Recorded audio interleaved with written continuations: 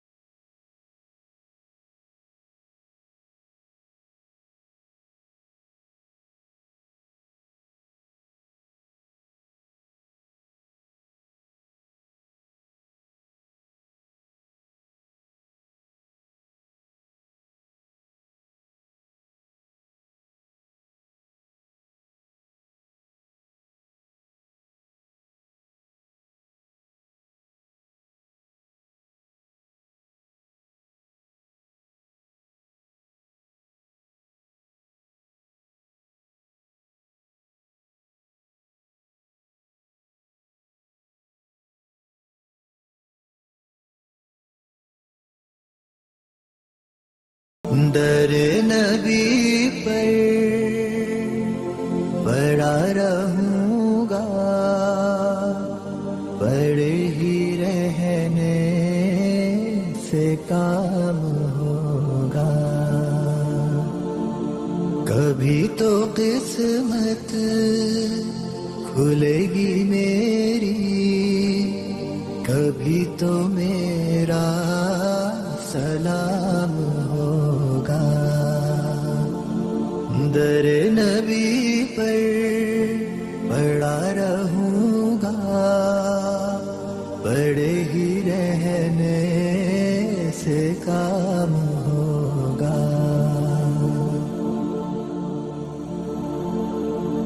खिलाफे माशूक कुछ हुआ है, ना कोई आशिक से काम होगा। खिलाफे माशूक कुछ हुआ है, ना कोई आशिक से काम होगा। खुदा भी होगा उधर ही है दिल, जिधर वो आली मकाम होगा। दर नबी पर पड़ा रहूंगा, पड़े ही रहने से काम होगा। किए ही जाऊंगा अर्ज़े मतलब, मिलेगा जब तक ना दिल का मतलब। किए ही जाऊंगा अर्ज़े मतलब, मिलेगा जब तक ना दिल का मतलब। ना शाम मतलब की सुबह होगी, ना ये फसाना तमाम होगा। दर नबी पर पड़ा रहूंगा, पड़े ही रहने से काम होगा।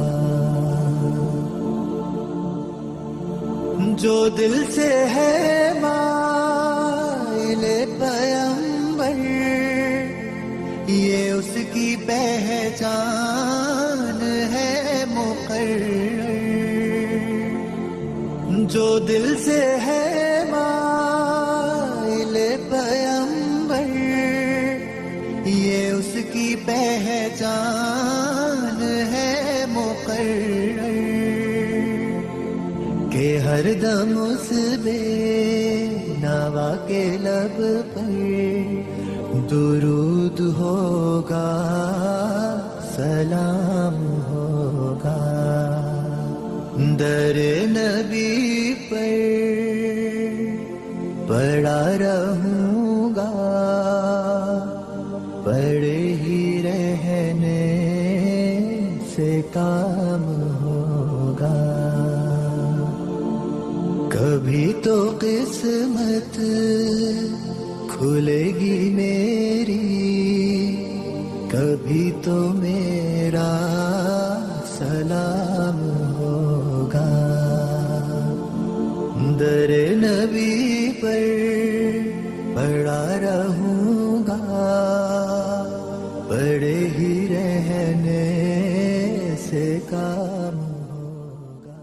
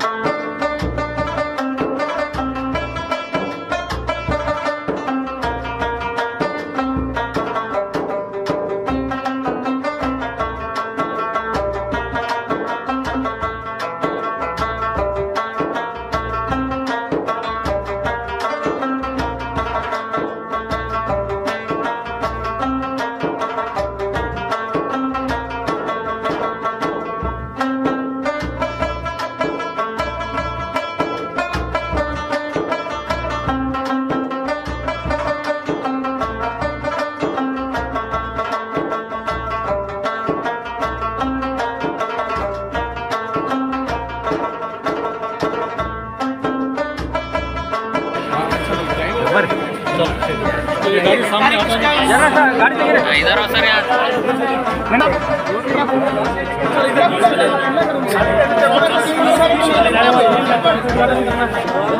खुला करूँ नहीं दे रहा।